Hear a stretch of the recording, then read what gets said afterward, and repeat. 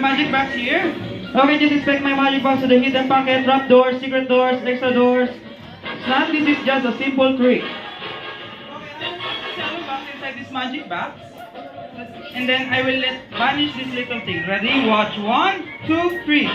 It's gone. Wow. It's magic. Who says it's magic? Who says it's cheating? Cheating? Why? Drop down right here. You can see nothing. Because of the gravity. Why?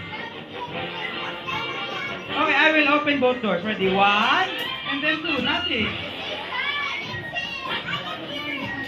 You can see it and you can hear it.